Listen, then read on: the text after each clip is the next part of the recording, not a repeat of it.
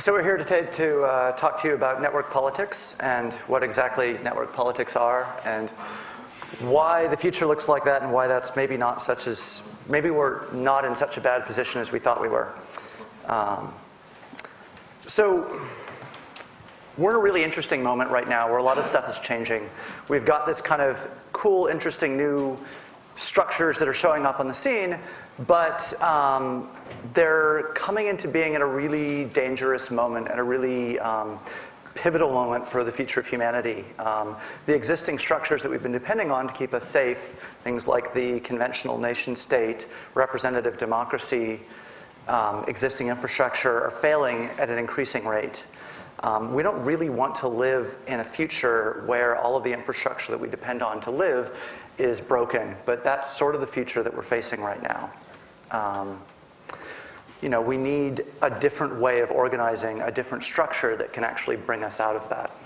But the good news is that due to the internet, which we all love, we've actually learned a lot of really interesting methods of collective organization that, although maybe from a strict point of view they were possible 200, 300 years ago, the access to information, the speed at which things happen have quite potently over the last couple of years shown us that we know what we're doing when it comes to getting people together. So. There are some problems with network politics, though. So if you look at systems like the liquid democracy system that the pirates are using in Germany and elsewhere, it does a lot of things very well. However, it has a few trade-offs that it's decided to make. The liquid democracy system, in case anyone here isn't, show of hands, who's familiar with liquid democracy? Oh, good. Okay, so it's about half. I'll explain a little bit. Liquid democracy is a delegated voting system where instead of voting in a representative, everyone votes on every issue. Now, to keep this from taking up all of everyone's free time, instead you can delegate someone to say, oh, I trust this guy's opinion on, say, medicine. I trust this guy's opinion on legal issues. I trust her opinion on the power system. And you can delegate your votes to those people. Now, if at any point they make a decision that you don't like, they can pull that vote back. And anybody can propose a potential new legislation. There's lots of different checks and balances to make this work, so you can't just spam the system. The problem is that one of the things that is required, given that this is a mostly electronic system, in the current implementation, all of the votes have to be public. This brings up a really unfortunate trade-off. The system, as it stands, does not allow people with minority opinions to express those opinions on a politically important issue. Now, right now, this doesn't really matter too much because the pirates aren't doing anything which has real, serious, individual political consequences of an immediate nature for the people who are voting.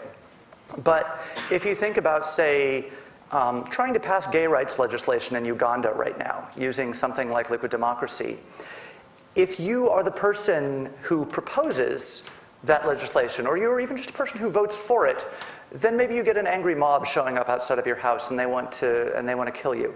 That's not so great. The problem is that the reason why they use public votes, the reason why all of this happens in the open, is because in an electronic voting system, they don't have another way of verifying that the system isn't being corrupted. So you're in this really difficult position where you can either try and build a system that supports unlinkability, try and build a system that doesn't allow a third actor to figure out how someone's voting, to figure out someone's political opinions, or you can build a system that doesn't allow for corruption. So death to the minorities or corruption for the majorities. That's the choice right now. And actually this choice isn't just about liquid feedback or liquid democracy, but any electronic voting system. And generally the problem is that you cannot both verify that everybody voted only once, and that they voted for what was actually counted in their vote, while still maintaining anonymity. In fact, it's not even possible to do it on paper. The only reason why we kind of accept it on paper is that it is Byzantine enough, it is complicated enough that, practically speaking, it kind of works out. There are examples of voter fraud, and those voter fraud examples come from the fact that they're trying to build a paper-based system which has verifiability and unlinkability, and frankly, it's just not possible so far. There might be a solution, and that comes from a mathematical thing, and this is why we all love crypto, that there's been a lot of examples recently with append-only data structures, where instead of maintaining some kind of list of votes as one usually did, then you create a list of cryptographic hashes which refer backwards in time, and anybody who has access to the data structure can prove each point. So there seems to be some kind of possibility there, and one of the issues is that append-only data structures, they've been around a long time, but nobody's really spent a lot of time categorizing them, figuring out how they work yet. So that's kind of something that's new and possible. But if we talk a bit more about concepts like liquid feedback, this is, one of the things, this is maybe a bit my fault for not being explicit enough a couple of years ago, but liquid feedback as a system, it is really obscure. It's written in an obscure language. It's undocumented, mostly. What documentation exists is in the form of comments in German in the source code. And it is incredibly hard to use, even for those who have been given explicit training.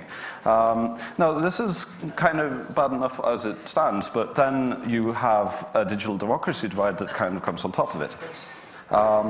And that comes from the fact that when you're using a digital-only system, anybody who doesn't have access to the internet, or doesn't have access to computers, or doesn't know how to use them, is more or less excluded. They don't get to participate. On top of that, we have the problem that comes up in any democratic system and has kind of been pushed aside economically by the existence of representatives over the years, by the dictatorship of free cycles, which is basically that people who have time to solve problems are normally not people who have real problems. Whereas the people who have real problems are too busy trying to solve their problems to actually be able to solve them generally, and therefore you have a lot of weird stuff. And that comes down to a fundamental bandwidth limitation. We have lots of people, but each individual person doesn't have a lot of time. And whether they choose to use their hours after work on, say, clicking through some kind of vote system, or delegating their votes to people, or trying to write a new law proposal, or just kind of hang out with their family, or maybe go on vacation. Most people kind of choose the latter because it is kind of more fun. And that's okay. We just have to acknowledge that there are bandwidth limitations, and we need to try and design systems around them. One of the other problems is that liquid democracy, being a system which basically favors people who can show up and write well, we confuse written fluency with having new ideas or having good ideas. It turns out that there's actually very little relationship between the two.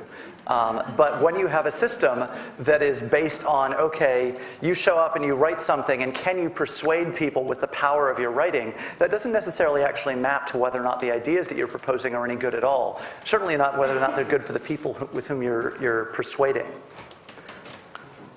So, but on another level, I mean, technical issues aside, one of the problems that applies to liquid feedback and also to other direct or participatory democracy systems that we've seen pop up over the last couple of years is that they generally try to solve a process problem without there being any encoded understanding of how these actual processes work in reality.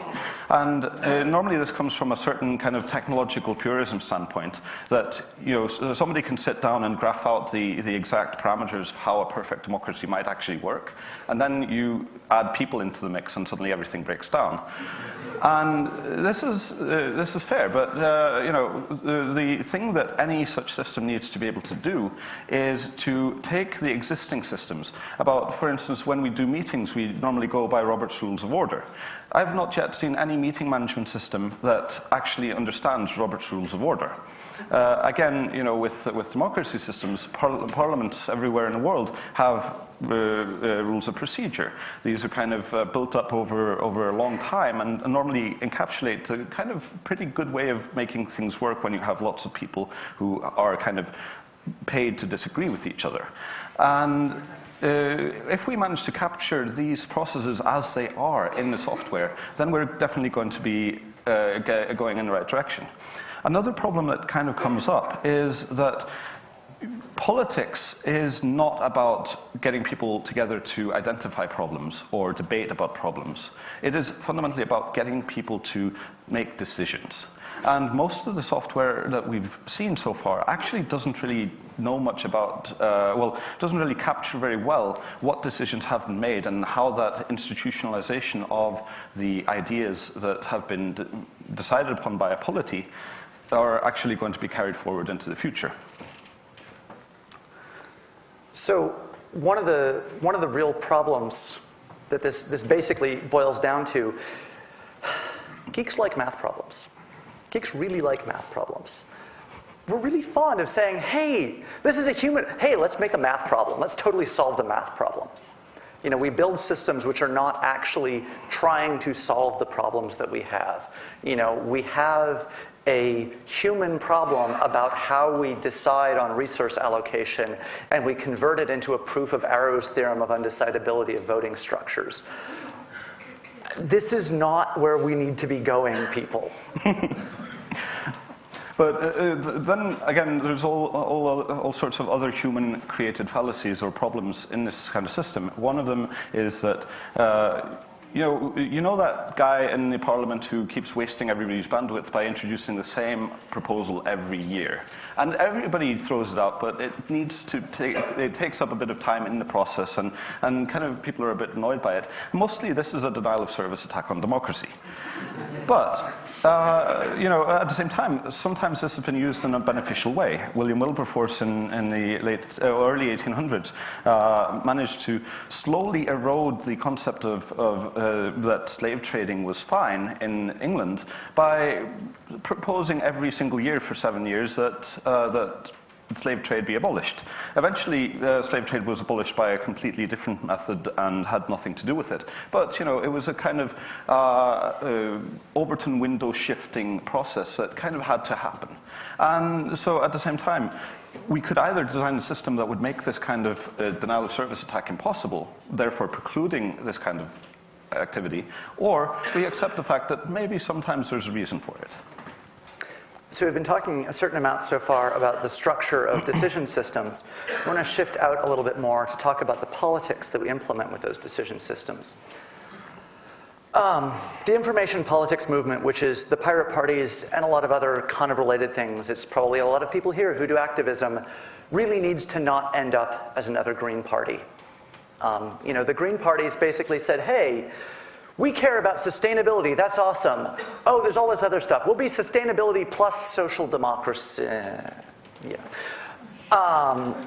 We need to actually take a look at the principles that we care about and say, okay, let's start from zero. Let's build out a complete politics. Let's actually have a vision of the world that we want to live in, which isn't just, today and our existing standard of living without all this nasty privacy and censorship stuff, right?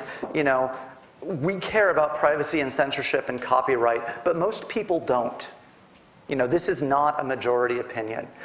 Just like with green politics, that's going to mean that unless we manage to figure out how to make information politics matter, how to pitch it in the grand scheme of things, things like privacy and censorship and copyright are going to stop being about let's restructure society so we're doing the right thing, and are going to start being about, well, let's just maintain the status quo because it's totally fine that we have all these big companies and they own the internet and all that. Let's just try and get them to stop doing this little thing, you know? And the fact that there are children starving in the street everywhere, well, you know, that's just tough luck.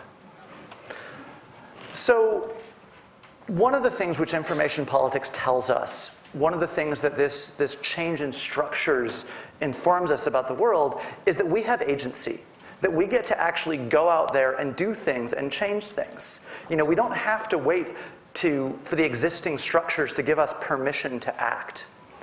When we break down an institution, there are two things that happen in an institution. There is the process that institution happens to take to implement whatever it's doing, and then there's the substance of the actual work.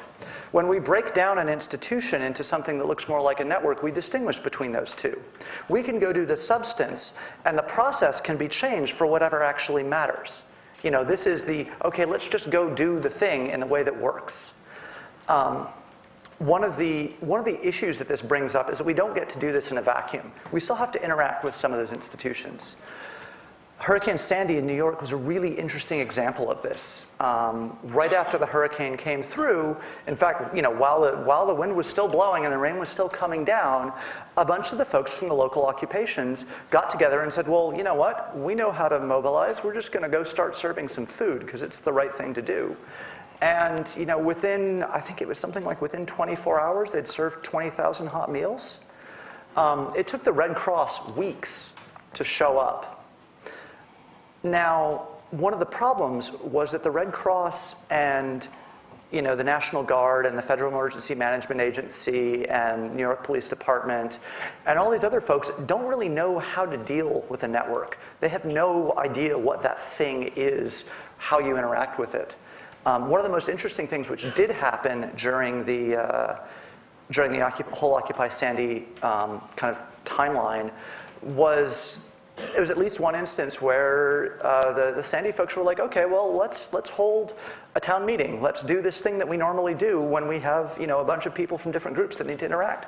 So they held a general assembly, and, you know, NYPD and FEMA and everybody else had to get on stack to talk, you know, because they were kind of running the show. That's really interesting. That's kind of a pivotal moment in the engagement between these things. But one of the critical roles, one of the things that made that actually work, where there were a bunch of people sitting in the middle being translators between the institutional mindset that you get in places like FEMA or DOD. DOD is a really interesting example. Any disaster in the US, they provide all the heavy lift capability. If you need stuff moved in, you have to deal with DOD because they're the only ones who can move the kind of cargo tonnage and the kind of time that you need. Or you have to deal with Walmart. You know, Walmart's actually a slightly easier organization to deal with, but Walmart can do amazing things in disasters, like, oh, I need 50,000 gallons of water. Great, tap, tap, tap. Sure, it'll be there in 6 hours. It's on this truck. But still, you need the kind of, you know, a county level or state level emergency management officer can do that, not somebody who's actually on the ground and understands what the needs are. So about 2 years ago now, we did a little bit of an experiment while the Icelandic constitution was being rewritten. This, of course, was a kind of new thing that a kind of representative body was elected from the population and given a mandate to sit down and write a new constitution. And they said, well, hey, we have the internet now, why don't we ask people what they want? And this was kind of cool, and we thought, well, okay, one thing we really don't want is for the legal code that will be this foundational structure of the Icelandic state for the next umpteen years will be riddled with remote execution bugs and stuff that'll basically break the system. So we thought, okay, let's sit down and do some linguistic analysis on the text as it is coming out, and do some Boolean structure analysis, and do the kind of analysis that we normally do on software. Just seriously, just debug it. And we sent ideas in. And in one way, what we were doing was we were taking lots of kind of networked functions and pouring them into this thing which we called CAST, the Constitutional Analysis Support Team, which was an institutional intermediary that just kind of, it was the thing that allowed us to speak to the Constitutional Assembly in a language that they understood. So there is, all of us have organizations like that. And when kind of sticking to the weirdness of Icelandic politics for a moment, our mayor, Mayor of Reykjavik, when he took power a couple of years ago, he claimed before the election that when he took power, they would not form a coalition with any political party, the members of which had not watched The Wire. And at first, it was kind of like, okay, this guy's a comedian, maybe he's just joking with this. But then you watch The Wire and you go like, wait, what is The Wire about? And on a broad scale, as a TV show, it's basically about agency. It's about what people can actually do within a system. So when you're the mayor of a city or a prime minister of a country or a citizen in your home, you know, there are limitations to what you can actually achieve. And if we take the union of what each and every one of us can achieve, that defines the realm of what is possible within a state. So when a lot of what we're trying to do on our day-to-day basis is try to figure out the structure of our available agency and how to navigate through it. And this shouldn't come as a surprise to anybody. You all do this on a daily basis, but somehow we haven't really captured any methods for actually tweaking this and expanding agency yet. So there comes this crazy idea of protocolization, where in society we have lots of explicit power structures and we have lots of implicit power structures. And sometimes the implicit ones are kind of undermining the explicit ones and vice versa. But we have this nice thing in complexity theory and formal languages that it basically says that every automata, every machine of any description is equivalent to some kind of language. And this is pretty cool when we realize that things like the central bank and the tax office are actually just institutions which take inputs and give outputs. They are machines, they are automata. And what does that mean for us? Well, that means that we can actually figure out what kind of language they're speaking. And once we've done that, we can replace those institutions with peer-to-peer communications protocols. Right? You can't actually do this to every organization or every institution because some of them actually have a much deeper role. And there's one of the cool things about complexity theory is that we have complexity. Some institutions might actually be regular languages, some might be context-free. But you know, when we have Turing machine organizations, we're probably not going to replace them with anything except a weird communications protocol, and it'll probably break down pretty quickly. So what do we do in the meantime? So one of the issues with protocolization, it can do a lot, but there are limits to what we can do because there are things that are in institutions which aren't just like, oh, we go through and we execute these business rules in order and an output comes out. The process of protocolization is very useful because it says, okay, instead of having this explicit big institution that is the control structure for society, we get to evolve and emerge a control structure that we all have some kind of agency to interact with, to patch, to change over time, because there isn't this separate institutional entity that is that exists to keep itself alive. You know, the first thing that a nation state cares about doing is is not the survival and safety and well-being of its inhabitants, it's the continuity of the nation state. You know, this is why there's this distinction between what we think about as what national security should be and what nation states seem to think national security is, which is about them, not us. But the problem with just doing this shift entirely to protocols, even though it gives us control, is that it misses institutional memory. It misses the things that an institution knows because there is continuity of the actors involved. Did we cover network memory here? Just carry on. Yeah. So, you know, there are all of these things that you know, oh, how do we actually make this process work? You know, I have to send this form here, but I know it'll actually time out, so it actually needs to go by this alternate route. You know, some of this stuff is just bugs that can be encoded, but some of it is also, well, how do I how do I frame this specific interaction? How do I talk to so-and-so? How do I make this work? How do we actually keep things moving? So you might have seen this picture of, or the story about the monkeys and the ladder and the banana up on top of the ladder. And in that example, basically, every time a monkey goes up to fetch the banana, water is sprayed over all of the other monkeys. And over time, the monkeys decide that anytime anybody tries to go up the ladder, they just beat him up. So the researchers who, according to the story, I haven't actually seen whether it's a true one or not, but it's a good example. They slowly replaced some of the monkeys with monkeys who had never actually been through the water process. And they, of course, tried to go up the ladder and got beaten up. And so they just learned that going up the ladder is a bad idea without actually knowing the repercussions. And then over time, suddenly, you get to the point where there's no monkeys who have ever been exposed to the water threat. But the water threat still exists, in theory, right? But that doesn't matter because every time somebody tries to climb up the ladder, they get beaten up. So the threat never comes to be.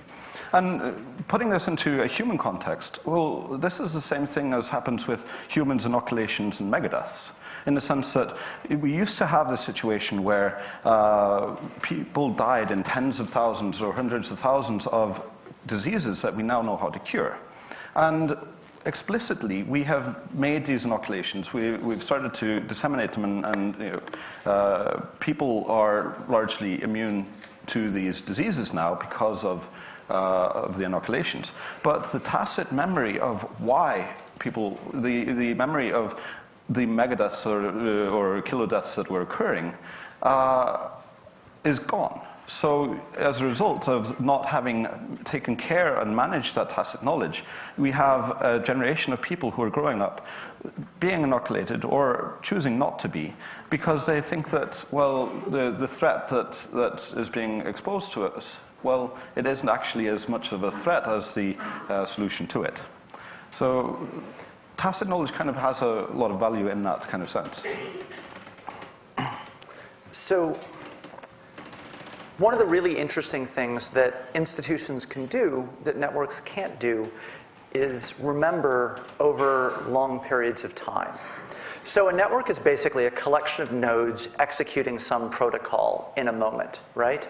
If you're on the internet and you suddenly stop passing packets, you're no longer on the internet. You're not part of the network anymore. If you think about the tax office as a collection of nodes which are passing packets, how does the tax office realize over time that, hey, something's gone wrong here, we need to change the shape of the protocol that we're running because, too many people are accumulating too much money and our wealth redistribution function is broken? If you don't have some kind of reflective function, some kind of memory function, you just break large chunks of things. One of the really good examples of this is how a duocracy, how a system that kind of exists in the moment and where anybody can just go ahead and do whatever they want, this world of agency that we're talking about, how does it decide to not do something? So it's really easy for, and I'm going to pick on Anonymous as an example, right? How does Anonymous decide to not kill someone? It's very easy for Anonymous not to decide to kill someone. Positive Future Anonymous that runs around with AK-47s. It's very easy for them to not decide to kill someone, right? They're just like, well, it doesn't get enough critical mass, whatever, nobody really cares. But if everybody's like, yeah, this is a really interesting idea, I want to think about it, and any one person can pull the trigger, how do they all collectively decide we're not going to do this? So you need some kind of institutional function. You need some separate function that can say, hey, remember guys, remember when you all decided that you weren't going to do this? And that institution doesn't necessarily have any enforcement power. That institution isn't necessarily the thing that stops anyone from doing anything. That can still be within the protocol of the network. The institution is just the thing that reminds people. Right now, institutions are very inefficient protocol execution systems that have long-term memory, right? They have a lot of overhead when they're executing protocols, when they're running processes. A lot of that is about maintaining long-term memory, and a lot of it's about, maintaining their own integrity and their own power base. So what if we get rid of all the process execution stuff that exists in institutions right now, but keep the long-term memory? What if we build institutional structures that are sort of the complement of the network, instead of trying to do all the things that the network does badly, plus this other stuff that only they can do? The IETF is a really interesting example for this. The IETF is not an institution that executes anything on the internet. The IETF does not route packets. What the IETF does is it serves as a point of memory for, hey, this works, this doesn't work, this is broken, we need to fix this, this is the long-term process, this is the standardization of this protocol. It is an institution filling a long-term but non-executive role in a purely networked context. So kind of the weird bringing this back into real everyday politics example of this is, what do we do about environmentalism, right? A lot of people recognize that there's a problem with the environment now, but the institutional role hasn't really been fulfilled because people are a bit afraid of it, and at the same time the network has no ability to stop polluting. There's no enforcement mechanism. So in thinking about this, we decided that there's a few kind of open problems that need to be addressed if we're going to make network politics in any way meaningful. And by any way meaningful, I mean get it out of this kind of point where we're stuck saying, well, yeah, you know, we really don't like people violating our privacy and enforcing intellectual monopoly rights on us. But, you know, we also care about healthcare and education and all these other things. So the first one is just mapping the complexity classes and executive processes of institution. This is where we figure out whether the tax office is an NP-complete system or not. And figuring out the executive process is just sitting down and making a diagram. People have been doing this at the Open Knowledge Foundation for how copyright actually works. But copyright's kind of pretty straightforward. Let's do it for how a school works, or how an insurance system works, or a central bank, right? The second thing is we need to figure out how we actually describe these in a protocolized way to each other. So how do we write the protocols? How do we set the conversations in motion? And then we need to solve a very interesting problem with regard to anonymous cryptocurrencies. Everybody kind of, you know, thinks that Bitcoin might be a good idea, or it might not be a good idea, or there's flaws in its implementation. But none of that actually matters, because if everybody were to start using Bitcoin in Hamburg today, then suddenly Hamburg's ability to tax people disappears. And that really means the downfall of any welfare systems or road maintenance or anything else that we societally care about. And as a result, we need to figure out either how are we going to do this in a collectivized mutualist way, or how are we going to build collectivized taxation systems that are capable of compelling people to participate in this social function. And until somebody figures that out, we should just consider things like Bitcoin to be harmful, even if they are trying to achieve goals that we more or less agree with, right? The fourth thing is that we need to figure out better tools for network institution interaction. So figure out how we get institutions to understand what networks are saying, and vice versa. Basically, we need a translation layer that doesn't have to be in the form of something like the Constitutional Analysis Support Team or a bunch of volunteers at a Occupy Sandy meeting. We need to figure out that translation. And then network jurisprudence. First off, how do we enforce laws, and how do we decide not to enforce laws in a networked environment? Do we just accept that everything is Wild West and bounty hunters are okay? Or do we decide, well, no, we need to accept that there are limitations to where we're actually going to take actions against people who violate our protocols and our social contracts. And maybe in some cases we decide, well, maybe, you know, this human being a human, we shouldn't treat this as a computer program. There's lots of reason for mercy. So we've come a long way really, really quickly. You know, if you look at where, you know, where all of these ideas around non-representational democracy and stuff were 10 years ago, the answer is pretty obvious. They weren't anywhere, or they were, you know, just starting to be a kernel in a few people's heads. We've built some really interesting systems. We're being faced with some much, much, much larger challenges, though.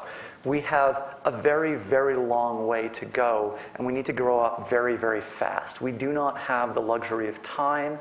We do not have the luxury of delay. We do not have the luxury of fucking around solving philosophical problems that don't have any real-world impact.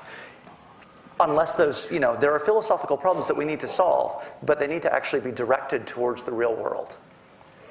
And one of the things that is really pushing this seriousness is the fact that if we look at where network politics is today, we have, within the pirate parties, there's about 172 elected officials worldwide, well, all in Europe, right?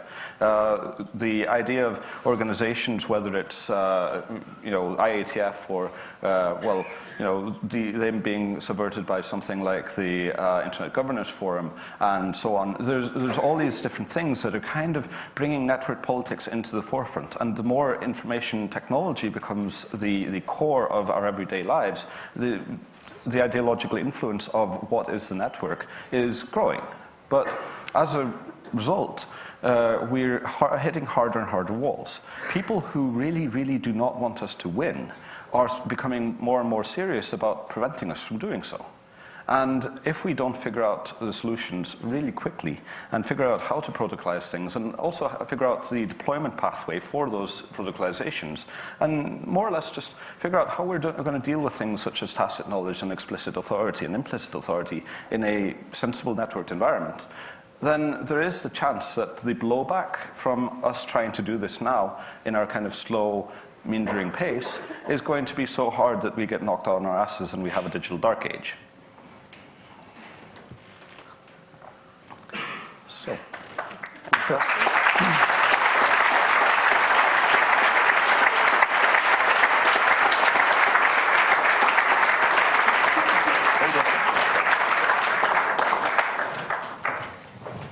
Okay, thank you very much. If you have any questions, go to a microphone, and please, if you ask a question, we're not terribly interested who you are, why you're here, how grateful you are. Just ask your question brief and shortly, otherwise we'll cut you off. So, the gentleman on the left first. Hi. First, thanks for the great talk.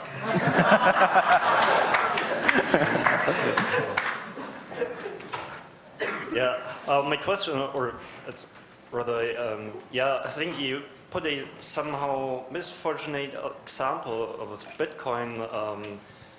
If we all decide to only do our payments in Bitcoin right now, I think it doesn't change anything. And whether how do you pay for roads? How do you stop someone who has a lot of money from saying, "Oh, I'm only going to pay a little bit for roads. Everybody else will pick up the slack"? Yeah. So let me get to the point.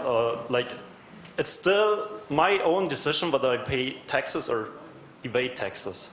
No. It's just the only practical difference is the semantics about how taxes are enforced. No. Because we could also pay taxes in Bitcoin.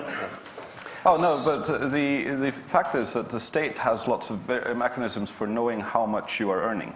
The tax enforcement system basically forces everybody to comply with this idea of socialized taxation at pain of going to prison.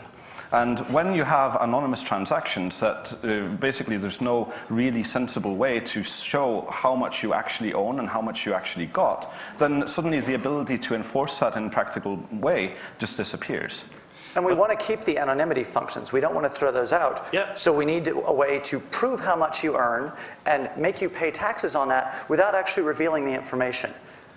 I'm just wondering about how is it different than now when I'm paying in cash? Because in Germany it's pretty usual that you pay things in cash. I go to a coffee shop and pay in cash and still they pay taxes. So where's the difference? If they pay in Bitcoin, they could pay taxes as well. And so even if they accept some foreign currency like US dollars. It's true to an extent, but it falls down very quickly, because if the government notices that you don't pay taxes for a certain amount of time, then they will come and ask you why. And for example, for a coffee shop, they'll say, well, okay, you know, you don't seem like you're keeping adequate records, so we're going to estimate based on how much, say, your milk supplier, how much milk they claim they sold you, and we'll just assume based on your prices that you made this much money and you owe this much tax. And it's up for you to prove to us that you don't owe this much tax, or we'll throw you in jail. Yeah. So that's where you lose all of the anonymity of the transactions, because you're eventually forced to reveal everything. Now, if we want to keep the anonymity, we need to provide structures that let people have privacy and anonymity of transactions even though they're electronic, but allow for not necessarily the state, but geographically bounded infrastructural collectives to compel people to pay taxes. Yeah, but what if that is even easier? Shall we move on to the next question? Yeah, we should do it later. We can talk about this later. Yes. Gentleman on the right. Hi. I'd like to put to you a criticism that was made by Adam Curtis about the Occupy movement.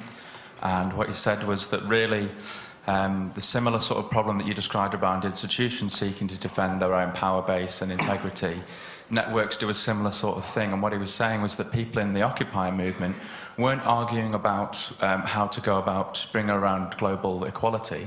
They were arguing about who was the most anarchic. And really, that within networks, there is this sort of individual I'd like to motive. ask Adam Curtis if he ever spent a night in a camp. Oh, he did. Oh, no, well, is this the same Adam Curtis who's claimed that Ayn Rand invented the internet?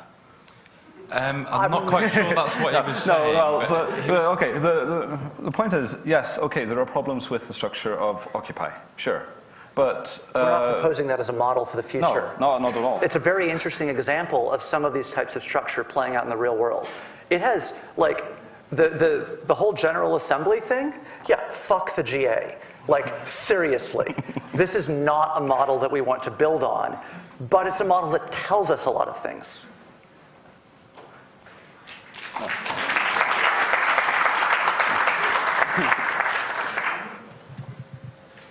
Read the very first point about incomplete politics is useless. I can see how this applies to political parties. For example, the German Pirate Party has a still ongoing argument about whether to extend their program to non-net politics topics.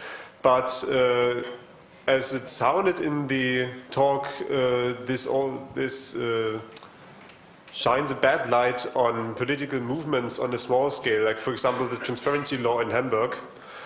This is a very concentrated political affair, and when I want to do a transparency law, I don't sit down and create my big political vision of social security systems. Absolutely. Sure. So the issue there is not necessarily about your political party or your group of political activists focusing on every issue. Sure, if your interest is privacy, then having an agriculture platform doesn't really make a lot of sense. But on the other hand, you need to have a sufficiently complete philosophical understanding of why your ideas make sense and how they are coherent and how they encompass things such as agriculture. Otherwise, your privacy arguments are going to fall flat.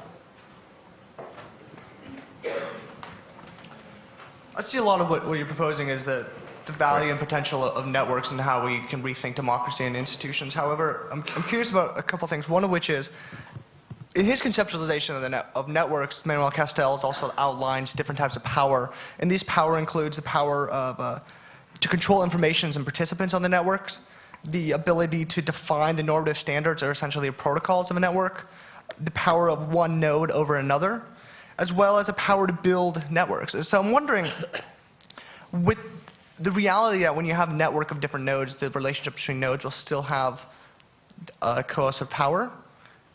What are you proposing to disrupt the current concentrations of capital and power that are the most, really the central problems of today's attempts at democracy?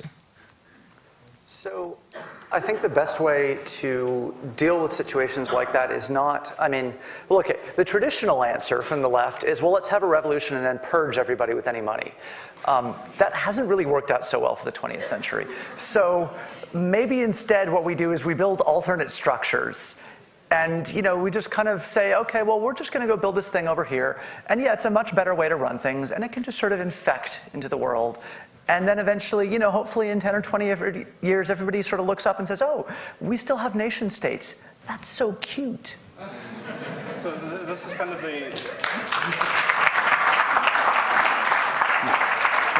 This is kind of the point where Buckminster Fuller runs into Thomas Gresham. It's you don't like just throw out the existing reality. You actually build something instead of it, and then you have a competition between the ideas, and the better one will probably be pushed off the market by the worse one. By the way, can we cut down on the academic quotations in the questions and keep them brief? Next question, you over there. Okay. Hi, a small comment. I would just like to say that I think that the networks you're talking about also can function and do function as institutions. For example, Anonymous does have a, in my opinion, pretty firm set of rules, of principles of working, set of sanctions. So basically, I think that these networks also develop institutional memories and possible bad sides of institutions as well. The set of things that Anonymous has is a protocol and a culture. Mm-hmm. A protocol and a culture is not actually the same as an institution. Okay. So the individual actors in the network have memories. To the extent that the nodes stay the same, then the nodes have memories because the nodes are people. But that's not the same as the entity as a whole having a memory. Institutions have processes where they, have you ever worked at like a large corporation? They have like cultural indoctrination processes, literally. They don't necessarily call them that. Sometimes they do, if they're feeling honest. And that's fine, because that's exactly what they're trying to do. They're saying, okay, we're bringing you into an institution, and we now need to impart the institutional memory to you. And you have knowledge management processes over time where it's like, okay, internal knowledge base, whatever, okay, you're the new director of so-and-so. The old director of so-and-so is going to work with you for 6 months so that you don't lose any of the tacit knowledge, right? Whereas the node replacement in a network is, hey, I got bored or I got arrested, so I'm done. And then somebody else steps up. No transfer of tacit knowledge. Okay, but don't you think that networks with time can become institutions? For example, Anonymous in 10 years, if it still exists, I hope it does. I think if it becomes an institution, then it loses everything that's good about it as a network. Okay, so next question. Yeah. Well, just to add to that, you have to make a distinction between explicit institutions and implicit institutions. So the thing that makes the thing an institution is its tacitity. Tacitity, yes. Its ability to retain tacit knowledge. So anything that can do that, even if it's implicit, is fine. Okay, next question. Yes, I'm just wondering if you have any thoughts or proposals for how to deal with personal files in the sense of, if you look at a citizen, every citizen is basically, in the view of the state, is a bunch of files, or files held in different institutions. Is there any discussion on where this file is going to move or how they are handled? And are there any sort of protocols or ideas how to organize these entities? You're asking a very hard question. Basically, the individual should control all of his knowledge or all of his information himself. How we actually do that in a realistic way is an unsolved problem. Actually, that might actually be something we should add to the list. But on the other hand, you are slightly wrong, because the state does not just see an individual as a bunch of files, it also sees them as a potential tax revenue source. Which probably is the same thing. But am I understanding that right? Yeah. Is it me? Okay. Oh. Sorry. But the vision I got from this would be that you basically render every individual into something that carries its virtual file cabinet on its back. Is that basically the idea? Maybe. Maybe. Okay. This is an unsolved problem. I would really like to have the solution to that. If anybody has it, please give it to me. Answer fuzzy. Ask again later. Yeah, sorry. Okay, next question. You used the word called implicit, and I liked it very much, because I personally see a perfect servant for me is someone who serves me without asking too many questions what I like, and he preempts my wishes, actually. And in this organization building of communities, you mentioned the Occupy movement, there's much focus on process of redesigning a process of making decisions, of collective decision making. But in reality, I think democracy is more about how to bring the state in line with me as a citizen and use whatever tools for that possible. So how do you see this fetish of decision making and we as a group and organization building? The liquid democracy model is really good. The thing that it needs is, well, first off, we need to solve the anonymity problem. So putting effort into the figuring out how to have anonymity or unlinkability and verifiability simultaneously is really kind of fucking important. But then we also need to figure out, like, how do we work? You know, how do we decide things? If we decide that we're going to go have a beer, what is the actual process from us, you know, coming together and us deciding that? That process needs to be mapped out and actually made pretty explicit. Decisions are often implicit in our personal relationships, but when you have a group of 10,000 people deciding whether they want to put a highway through a village, you kind of need things to be rather explicit. And you know, liquid feedback or liquid democracy as a concept is definitely the right way to do that in a non-representative way.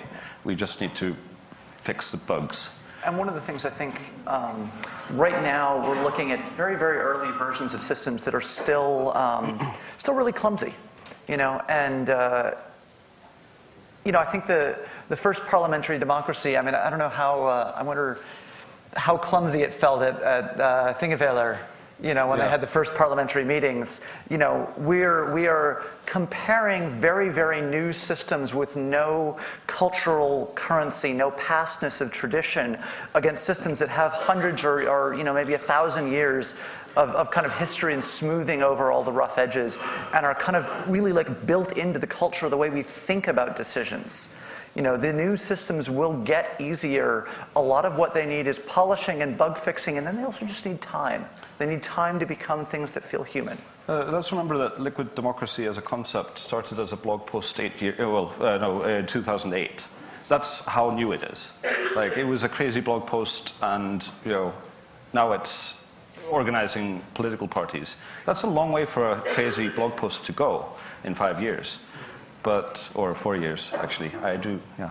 But, you know. Okay, shall we move to the next question? Yeah, a couple of thousand years will help. Benjamin. Hi. I love the complexity analysis process. Thank you very much. You didn't. Sorry, Walter. You didn't explicitly mention the fact that human beings are most of the time dominated or trying to dominate people, like Laborie often says. How this point, which is for me crucially important, it could be managed in your complexity and your process. Right.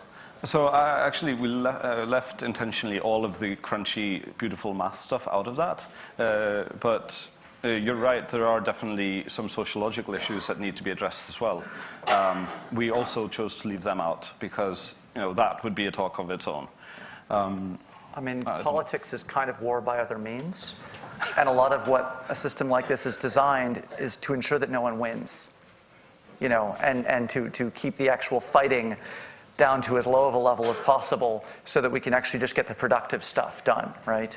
You know, you cannot necessarily remove the fact that people are going to try to find advantage over others, you know, and I mean, you can mitigate it culturally, but, you know, at some level there's going to be that kind of competition, but you can build a system that tries to say, well, let's not encourage people to fight, you know, let's encourage cooperation whenever possible, even while acknowledging that we have to explicitly prevent.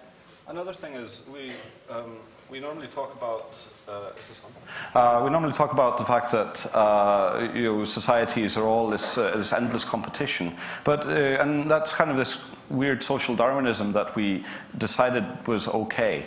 But if we actually go through the literature and talk about where these ideas of endless competition and the war of all against all, you know, as Hobbes put it, came from, it's more or less just. It's not true. It doesn't work like that. societies are massive collaboratories. We collaborate a lot. We survive through mutual aid and mutual suffrage. So helping each other out kind of, it does happen. Otherwise we wouldn't be coming to things like this. Okay, thank you.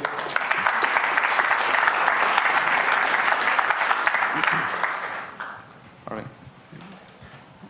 Hi. So the thing about all these social structures that we're talking about is that they're all based on trust between human beings. That's the most basic rule. And if you want to talk about it in the world of mathematics, that means that you have to have some sort of axiom that you base your, all your work upon. So the existing social structures actually have some pretty good, they're not perfect, but some pretty good ideas of how to deal with issues of trust between people, about people that want to go against the structure of society. How do you see those ideas working in a network as opposed to how they work today in centralized institutions? Yeah. So yes, trust. We talk about trust all the time. Crypto is basically a method of conceptualizing and managing trust to a very large degree. And frankly, humans have not really become very good at that. That's one of the kind of shortcomings of our evolutionary process to date is, we kind of have very weird, vague feelings about how we trust each other, but we don't know what they're about. We're really good at understanding trust when it's on the scale of people we can punch. And once it gets beyond, you're close enough that I can see you, and you're one of, maybe a couple hundred people, we still think we understand trust because all of the same kind of machinery works in our head, but it's not actually hooked up to anything. We look at networks. We talk about networks all the time, but if we look at the evolution of human language, it has never been developed with the kind of conceptual vocabulary to actually talk about networks. The only networks we had 200 years ago only descriptions we did of networks 200 years ago was describing how we were related to each other and why, for that reason, we shouldn't be copulating. That was the extent of our network topology discourse. So. Hi. So I hope I'm not going to mix apples and oranges with what I want to ask, but so intuitively I just feel like law or policy is only as good as the power behind it to the influence, the actual raw power there is to implement the thing.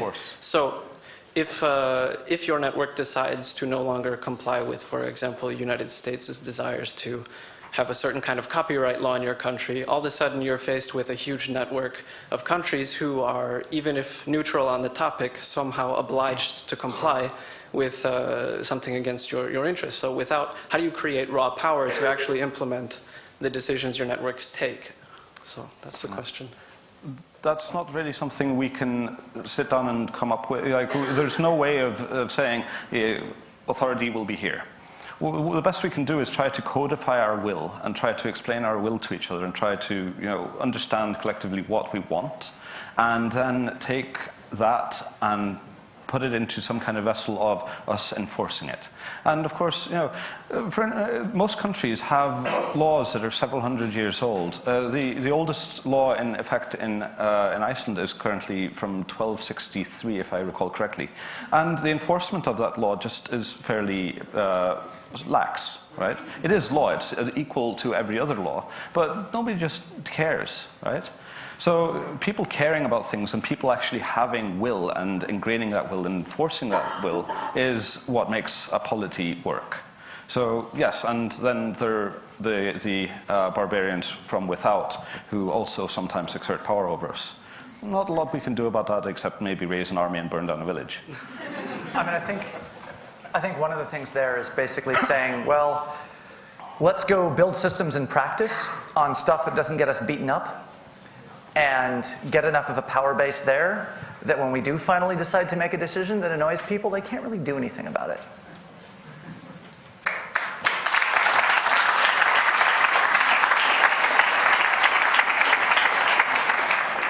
Thank you so much, and it's so cool. I finally get to ask a question myself.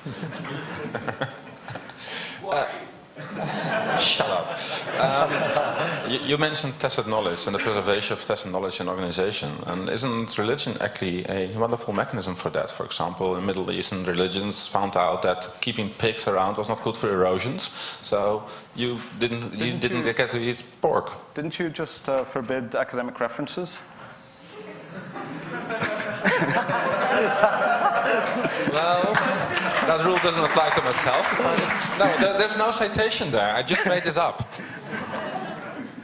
Yes, religion is an example of one of the kinds of tacit knowledge. That's tacit knowledge on a longer time scale, though. There's there's tacit knowledge about processes, and there's tacit knowledge about the world. Religion is tacit knowledge about the world in a long time period. The tacit knowledge that we're more interested in is tacit knowledge about the institution and the function of the institution. So if the function of the institution is to be the human digestive system, then kosher law is totally relevant. But if the function of the institution is to be the tax code, then it's less relevant. But religion is a really good example of this happening in a certain sense, because it is exactly the example of all of the monkeys having been replaced. So, all of the explicit knowledge is gone. So all of the reasoning behind why these weird laws were codified in the first place is gone. And what we have left is a weird mythos with with a kind of strangely misanthropic institution that's trying to enforce it. Okay, thank you. We can do better. We have 5 minutes overtime left, and per request of Ella, Quinn Norton gets to make some comments as well. So we're kind of running an anarchy here. Go ahead. Hello. I'm a journalist, and to give you some context for why I'm up here, and I work a lot with Ella, and specifically I study a lot of these stochastic movements like Occupy and Anonymous, and I'm working on the Arab revolutions at the moment. And I was kind of bouncing around in my seat during a lot of different things. And one of the things I actually wanted to kind of add to this real quick is that surprisingly little of the process of creating these sorts of things is new. This better not count as an academic citation, but if you read de Tocqueville, Democracy in America, there's this incredibly powerful feeling that comes up that we've all had to invent this before, that when these structures were first postulated, they didn't have any way of speaking traditional power. And that went well in America because there wasn't traditional power, and that turned into the French Revolution in France, which was bad. Just throw that out there. But there's this moment where you realize somebody had to invent the ballot box. And somebody had to invent a way of moving ballot boxes around. And somebody had to invent a protocol for how this crap was going to work, like on a very physical level. Somebody had to invent physical democracy 200 years ago. And we have that so baked into us at this point that we forgot that this had to be, somebody had to sharpen the first stick on these social processes and invent the wheel. And we don't realize that that's not just built into human nature at this point. And so we're back in that state where we're kind of like coming up with these institutions, and they're incomplete. And I mean institutions in a different way, I'm sorry. This kind of like body of tacit knowledge and cultural knowledge that doesn't speak to traditional power. Like in the case of, there's this fascinating case with Tunisia post-revolution, where the Tunisian revolution threw out the government, and then a new government came in that was basically made of things that weren't really, the Salafis and the Ben Ali supporters, not really representative of why people hit the street in Tunisia to overthrow the government. And all that government knows for sure is that the people can throw it out. It doesn't really understand what the people want. And that kind of, the structure that emerged in Tunisia and throughout the government doesn't have a way of speaking to the government at this point. There's this kind of like détente where they know each other is dangerous but don't speak the same language. And that's kind of, even where these structures are successful, they're not successful because there's no dialogue of culture going on yet. And a lot of that, I think, comes back to building that tacit set of knowledge. And I think this is very possible. The translation. Well, so part of the problem with translation is the people speaking the language don't know what they're saying a lot of the time. It's a very, very new language, so it needs to be translated to themselves. Sure. But another thing there is we really need to avoid building the explicit structures that we do decide upon to be so rigid that we end up with 200 years from now something that to the future version of ourselves will seem as stupid and weird to us as the say the American Electoral College does to us today. Oh, come on, we'll have to do this all again. Maybe. Like, we're just going to make new problems for another generation. You know, the goal is not to have no problems for the new generation. It's just to give them easier problems and better tools. Or more interesting problems. Thank you so much.